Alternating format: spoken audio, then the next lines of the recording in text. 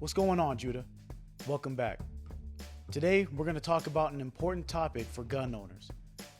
What are the pros and cons of not having a round in the chamber of your firearm?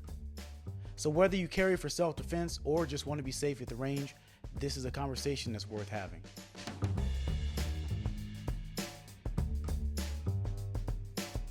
All right, so let's start with the basics. When you don't have a round in the chamber, your gun isn't immediately ready to fire. This unfortunately causes you to have to rack the slide before you can shoot. So, what are the advantages of this? Or are there any advantages to this?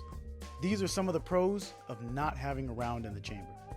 First of all, safety. One of the biggest benefits is increased safety, especially if you're concerned about accidental discharges. If you're carrying with an empty chamber, even if the trigger is accidentally pulled, the gun's not going to fire because the round's not chambered. Next is peace of mind. For new gun owners or those who aren't comfortable with a firearm, it's reassuring to know that the gun can't fire in its current state.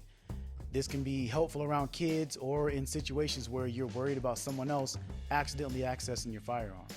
Now, on to some of the cons of not having a round in the chamber. First, of course, you have a delayed response. In a self-defense situation, every second counts.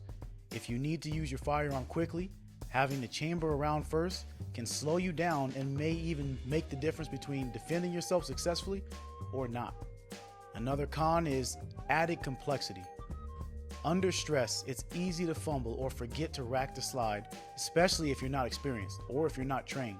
That extra step could lead to a mistake or malfunctions by partially racking the slide. Another con is the amount of training that's required. So if you choose to carry with an empty chamber, you need to practice drawing and chambering around until it's second nature. Otherwise, you risk being unprepared when it matters the most. So if I can be honest, carrying a firearm for self-defense and not having a round in the chamber is kind of like a paradox. Think about this. You bought a firearm for safety, yet you don't feel safe unless there isn't a round in the chamber. But not having a round in the chamber means the firearm isn't readily accessible or available to do what you bought it for in the first place, which kind of makes you less safe because now you have to do extra steps to get it to work. Here's another question. How does someone who doesn't carry with a round in the chamber view the 4 basic safety rules? If you don't carry with a round in the chamber, does that mean that you no longer have to worry about where your finger is on the trigger or worry about trigger safety? If you don't have a round in the chamber, does that mean that you no longer have to worry about your safety if you have a thumb safety or a grip safety on your gun? If you carry without a round in the chamber, does that mean that you no longer have to worry about where your gun's pointed because it's not going to go off anyway?